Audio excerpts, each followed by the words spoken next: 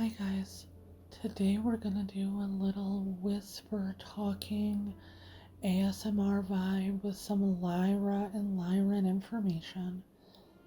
Now I will cite all of the sources that I've used down below.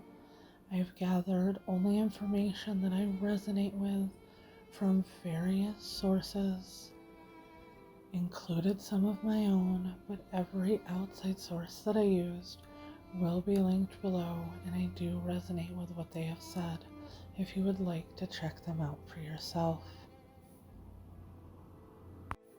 So feel free, pay attention, use this video to lull yourself to sleep. The information is here for you to use at your sole discretion, however you see fit. Before we start, don't forget that if you want your own personalized energy work, healing, life coaching appointment of any kind, you can find that on the website linked below. Below is also all of our different social media platform links and usernames, so feel free to connect with us there as well. We're going to start getting into the information now. We're going to begin with some information on the Lyra constellation itself, go into some mythology, go into some history on the galactic wars, and then go into some information about some traits or characteristics that a Lyran in today's society would have. We're going to start with the Lyra constellation. Lyra is one of the smallest constellations, but contains one of the brightest stars. Lyra is visible in both the northern and the southern hemispheres. In the northern hemisphere, the constellation can be seen from April to December. In the southern hemisphere, Lyra can be viewed low on the northern horizon in the winter months. The brightest star in this small constellation is Vega, which is also the fifth brightest star in the night sky. The beautiful Ring Nebula can be found within the Lyra constellation. The Ring Nebula is a planetary nebula. These form when stars similar in size to our own Sun shed their masses at the end of their lifespan. We will now begin learning about main stars in the Lyra constellation. Vega, also known as Alpha Lyrae, is like our Sun. Vega is a main sequence star, but with surface temperatures almost twice as hot. This bluish-white star, which lies around 25 light-years from Earth, is not only the brightest in the constellation, but also one of the brightest stars in the night sky. Vega has around twice the mass of the Sun and is around 2.5 times as large in diameter. The star is surrounded by a large disk of debris and is possibly orbited by a large Jupiter-sized planet. The next one is known as Beta Lyrae. It is a binary star system around 1,000 light-years from Earth. The larger of the two stars has a mass around 13 times that of the Sun and is around 30 times larger in diameter. With surface temperatures around 6 times that of the Sun, the larger star of the pair is around 25,000 times as luminous. Gamma Lyrae, the next one, is a blue giant star, around 600 light-years from Earth.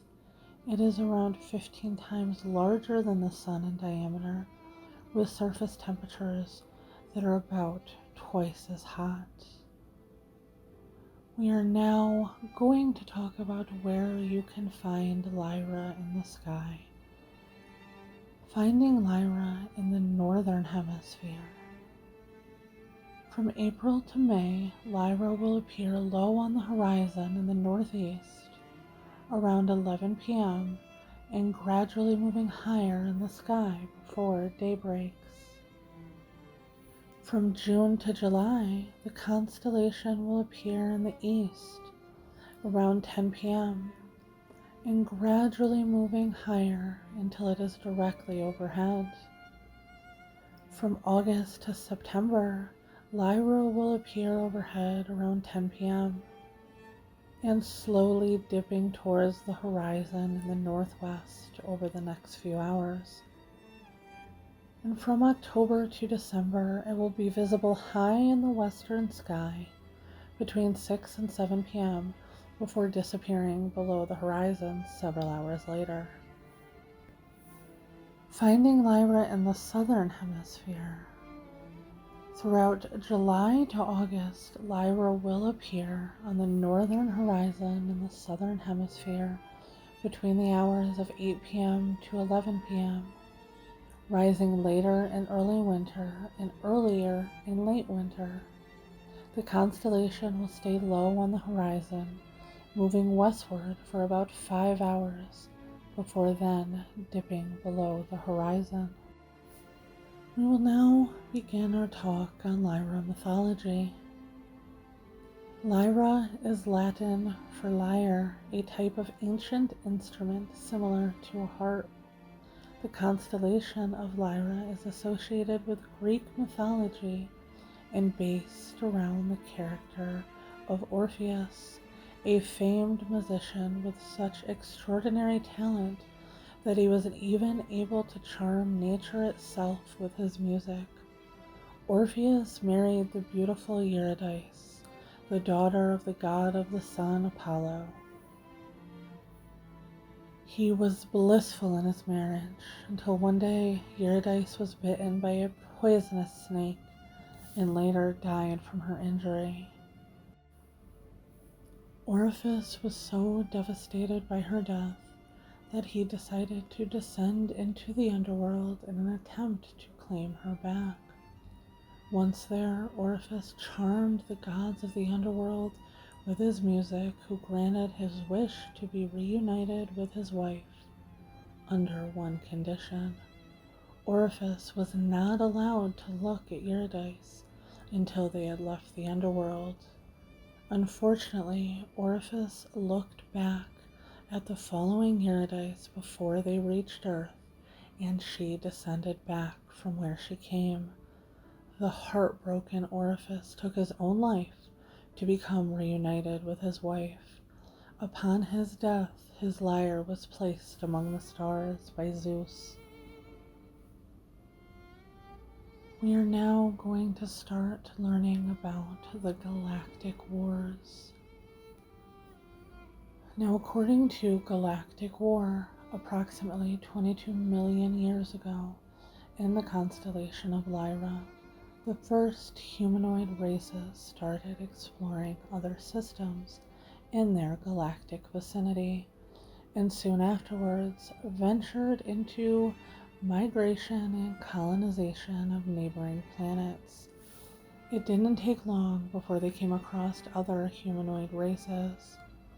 Shortly afterward, they had their first encounters with non-humanoid races. Soon after that, conflicts over territory and spheres of influence erupted. Within the Lyran constellation, the first clashes were between the Lyrans and the Vegans. Things got worse when the Lyrans and the Vegans encountered reptilian civilizations in what those reptilians considered to be their territory. This was the area around what is now the Ring Nebula in Lyra, and was one of the first heavily contested areas of conflict. When the warring parties started involving ideologies into the conflict, two main groups emerged.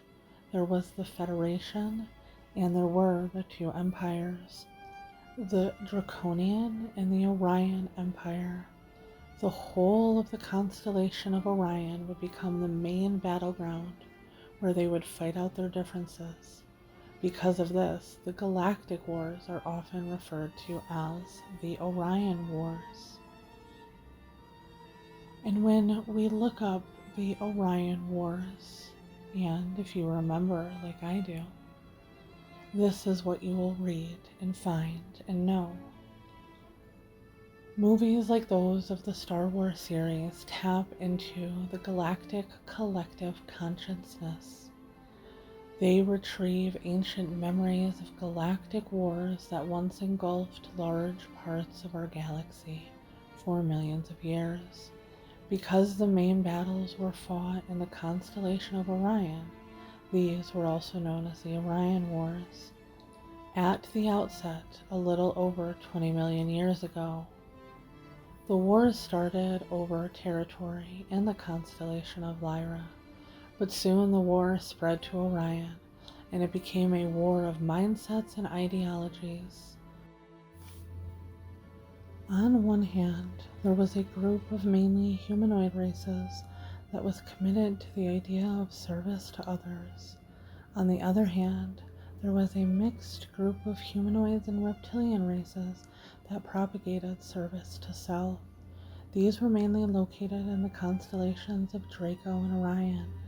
Initially, the philosophy of service to self implied that when everybody takes care of him or herself, then the whole is taken care of too. But gradually it changed into service of self if necessary at the expense of others, which resulted in victimizers and victims.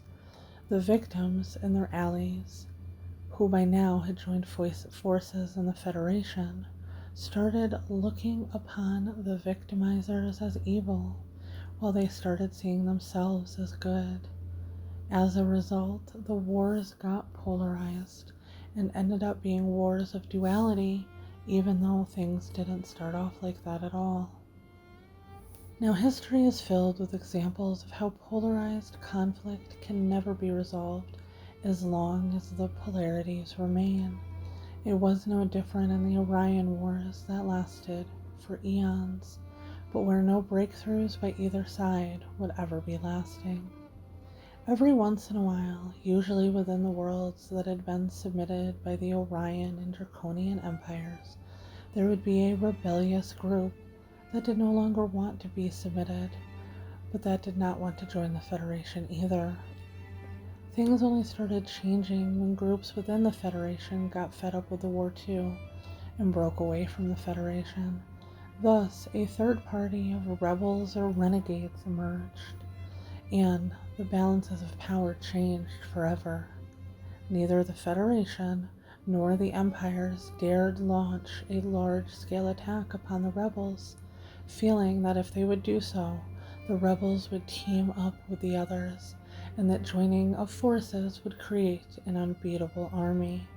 But even though a lot of people were sympathetic to some of the ideas of the rebels about ending the war, the rebels did not succeed in making any major breakthroughs in negotiations with either the Federation or the empires.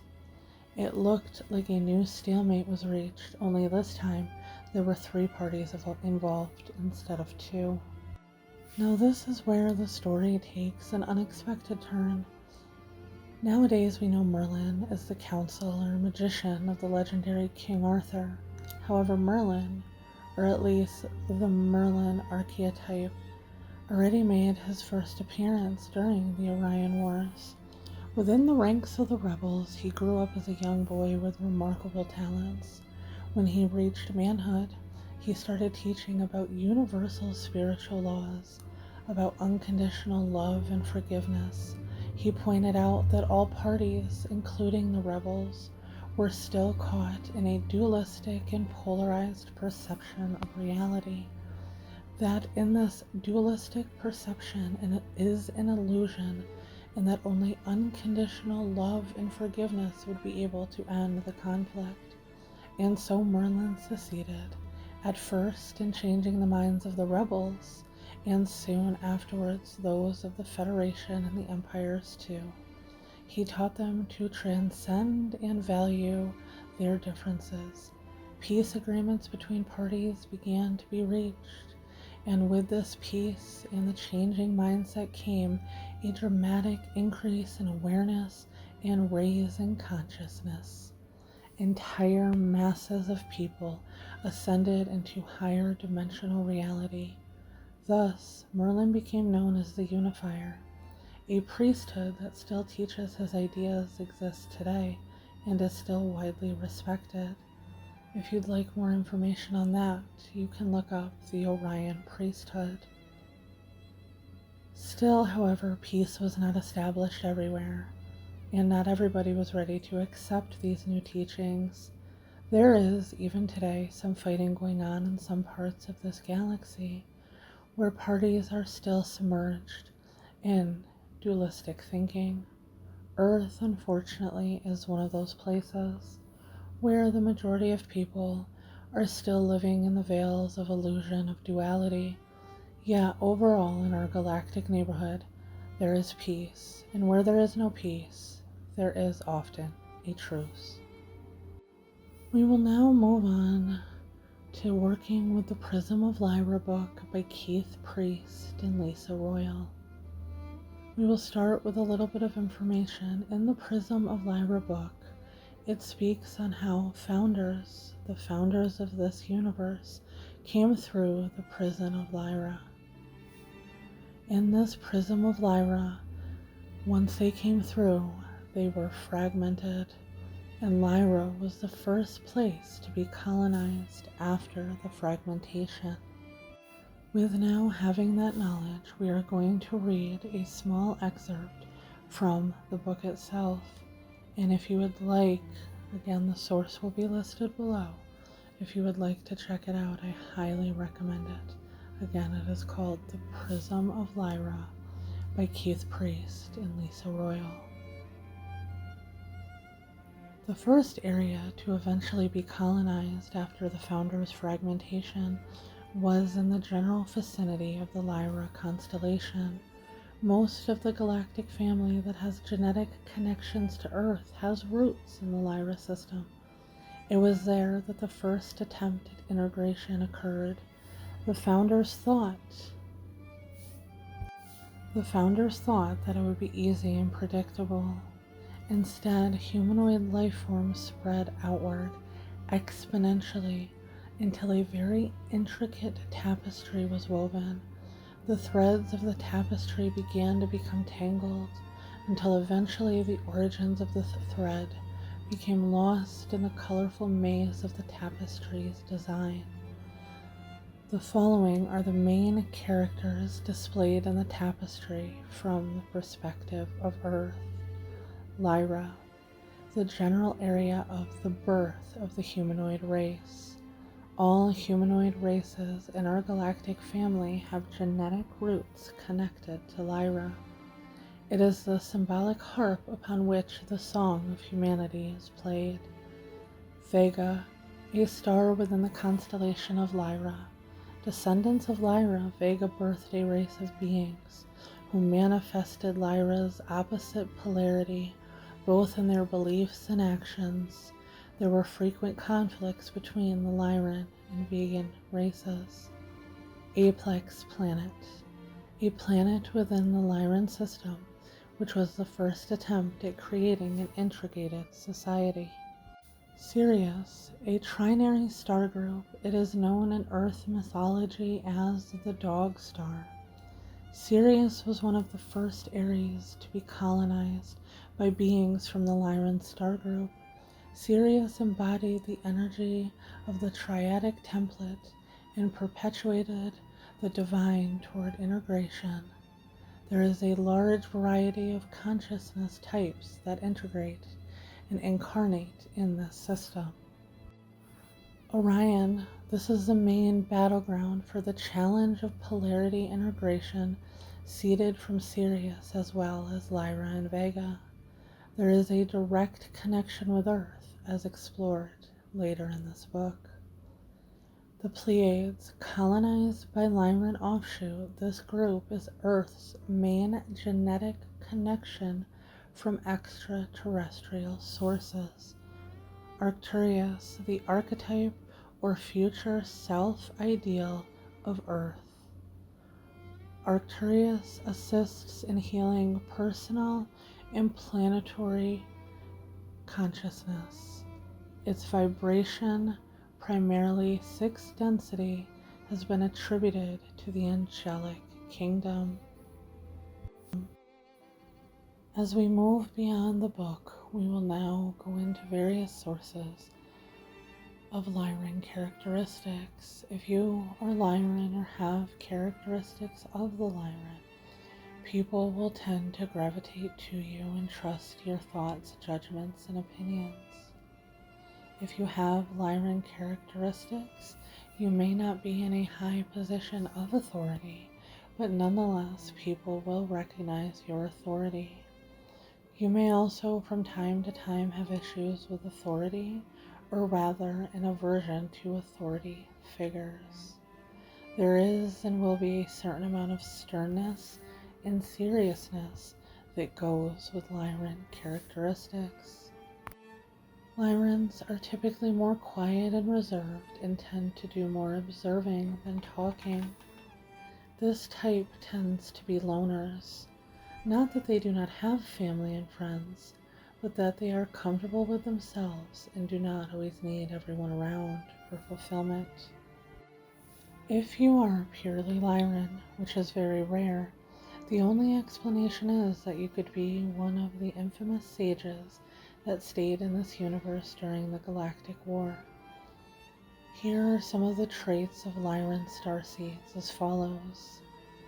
Those who have Vega as their planetary origin are self-sufficient, independent, proud, and strong-willed. There is an outer smooth energy and appearance of strength and capability. Those from Lyran lineage in Vega tend to be knowledgeable in a wide variety of areas. They may be known as trivia collectors or collectors of information concerning their many areas of interest. They have a variety of talents and capabilities, are quite creative, and often have an ability to combine creative expression with intellectual expression. They may be artists, designers, inventors, architects, or in current times, many may work closely with creative, new, and expanding technologies. Typically, their methods of working with technology will differ from many, as it is based more on feeling than on intellectual understanding. Those who possess Lyran within them of a high degree are travelers who seek variety, challenge, and understanding of the many questions they have within. They may become bored easily. They tend to analyze, question, and doubt all which they do not understand, all that does not meet their belief system, or simply does not feel right, although they are quite willing to learn, change, and grow. Vegans need to understand to occur on an inner level to allow opening within for change to occur. This understanding will not be of a practical, logical nature. It will be an inner comprehension that will be more of a feeling that leads to a knowing instead of a technical understanding. Most will have a strong sense of responsibility, nurturing, and caring. They may often find fulfillment in working with children, those who are ill or in need of care and support. At times, however, they may be overly responsible for others, and they may need to remind themselves of the importance of teaching responsibility as well as being responsible. Lyrans have healing abilities and often have an affinity for stones and crystals. They will have a strong need for time alone, privacy, and freedom from restrictions. It is important that they be shown appreciation for what is done for others. Those in personal relationships with Lyrans may at times be in need of more attention and may feel somewhat neglected due to their many interests and areas of focus. They may become so involved with caring for others that they neglect personal needs and personal relationships. As we move on from the characteristics, we will now go through a list of common Lyran starseed traits. Lyran starseeds are a rare starseed race that have existed long before the history books of Earth were first written. If you are a Lyran, it is common that you will have these traits. You're adventurous and not fearful of the unknown. You come across as serious. You embrace your masculine energy. You feel that you have a purpose and you pursue it fearlessly. You are a natural leader. You are drawn to the stars. You are a problem solver. You sense an underlying truth in art. You believe in the human potential. People trust you and gravitate towards you. You dislike authority figures. You are quiet and reserved. You can cope with challenges. Your happiness doesn't depend too much on external circumstances. You are very independent. You have a connection to cats. You like to indulge, and you are emotionally strong. We will now finish up with an excerpt on the physical appearance of a Lyran starseed. The majority of Lyran starseeds look very similar to your average human being on planet Earth, but on average they are slightly taller and stronger. It would be difficult to tell one apart from a human. Due to their individuality and self-confidence, they may present their appearance in a unique way and are unlikely to follow trends. Appearances can be deceiving, and Lyran starseeds are more identifiable by their inner characteristics than the superficial way that they may appear. So that is all the information we're going to go over on Lyra and the Lyrans today. If you have something different or specific or questions that you would like answered, please don't hesitate to let me know. Until next time, I love you.